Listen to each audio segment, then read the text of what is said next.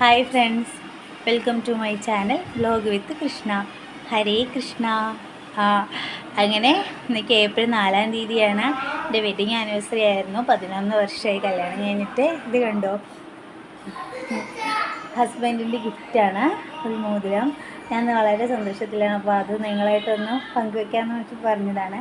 ഞാൻ പോലും പ്രതീക്ഷിക്കാതെ എനിക്ക് തന്ന സമ്മാനമാണ്. പറഞ്ഞിരുന്നില്ല, സർപ്രൈസായിട്ട് തന്നതാണ്. ഒരുപാട് സന്തോഷമായി. കണ്ടോ, 11 വർഷമായി കല്യാണം കഴിഞ്ഞിട്ട്. 11ാമത്തെ വർഷത്തെ വെഡിങ് ആനിവേഴ്സറിയാണ്. അപ്പം ഞാനിന്നൊരു കഥ പറയാൻ വേണ്ടി തന്നെയാണ്, പതിവ് പോലെ കഥ പറയാമെന്ന് വെച്ചിട്ട് തന്നെയാണ്. വിഷുവൊക്കെ ആയില്ലേ, വിഷു വരാനായി. മാസം 14-ാം തീയതിക്കാണ്, ഏപ്രിൽ 4-ന് മേടമാസം. എന്താണ് വിഷുവിൻ്റെ ഐതിഹ്യങ്ങൾ? വിഷുവിൻ്റെ ഐതിഹ്യത്തെക്കുറിച്ച് 2 ഐതിഹ്യങ്ങളാണുള്ളത്. വിഷുവിൻ്റെ 2 ഐതിഹ്യങ്ങളാണുള്ളത്. ഒന്ന്,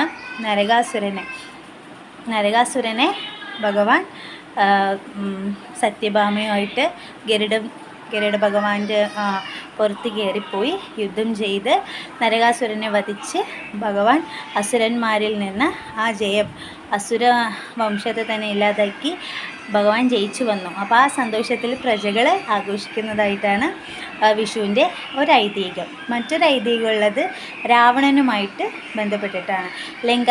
ലങ്കാധിപനായ രാവണനുമായിട്ട് ബന്ധപ്പെട്ടിട്ടുള്ളതാണ് 2ാമത്തെ ഐതിഹ്യം. എന്താണ് രാവണനുമായിട്ടുള്ള ബന്ധം? ആ കഥ കേൾക്കാം. രാവണൻ ഒരിക്കൽ സൂര്യദേവനോട് ദേഷ്യപ്പെട്ട് ഇന്നൊരിക്കലും നേരെ സൂര്യദേവൻ ഉദിക്കരുതെന്ന് പറഞ്ഞു. ഒരിക്കൽ രാവണൻ്റെ ലങ്കയിൽ സൂര്യപ്രകാശം എത്തിയത് രാവണന് തടസ്സമുണ്ടാക്കി. ആ ദേഷ്യത്തിനാണ് ഭഗവാൻ സൂര്യഭഗവാനെ ഇന്നൊരിക്കലും നേരെ ഉദിക്കരുതെന്ന് രാവണൻ കൽപ്പിച്ചു. രാവണൻ അത് നേരെ ഒരിക്കലും ഉദിക്കരുതെന്ന് ആജ്ഞാപിച്ചു.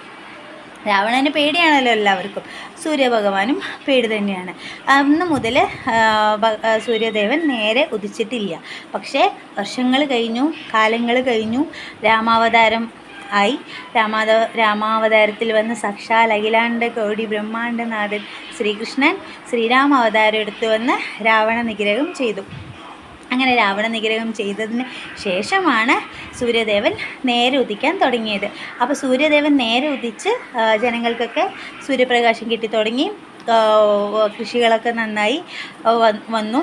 അപ്പോൾ അതിൻ്റെ വിളവുകൾ, കൃഷി നന്നായി നടന്ന വിളവ് നന്നായി കിട്ടും. അപ്പോൾ സൂര്യദേവൻ നേരെ ഉദിച്ചല്ലോ, സൂര്യഭഗവാൻ നേരെ ഉദിച്ചതിൻ്റെ സന്തോഷത്തിൽ പ്രജകൾ ആഘോഷിക്കുന്നതാണ് ഈ വിഷു ആഘോഷം. അതും അങ്ങനെയും ഒരു ഐതിഹ്യമുണ്ട്. അപ്പോൾ 2 ഐതിഹ്യങ്ങളാണ് വിഷുവിനെ കുറിച്ചുള്ളത്. എന്തൊക്കെയാണ്? ഒന്ന്, നരകാസുരനെ ഭഗവാൻ വധിച്ച് അസുരന്മാരിൽ ഭഗവാൻ വിജയം കരസ്ഥമാക്കി, അസുര ജന്മം, അതിൻ്റെ ഒരു ഐതിഹ്യമുണ്ട്.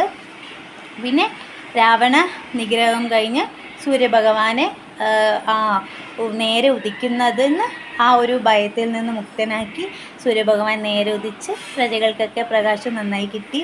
അങ്ങനെ വിളവൊക്കെ നന്നായി വന്നു. അപ്പോൾ പച്ചക്കറികൾ, പഴങ്ങളൊക്കെ നന്നായി. അതെല്ലാം ഭഗവാനെ സമർപ്പിച്ച് ഭഗവാനെ കണി കാണുന്നുണ്ട് ആ വർഷം തുടങ്ങുകയാണ്. അതും കൂടിയാണ്, ഈ 2ാണ് വിഷു ഉണ്ടാകാനുള്ള ഐതിഹ്യങ്ങൾ. എല്ലാവർക്കും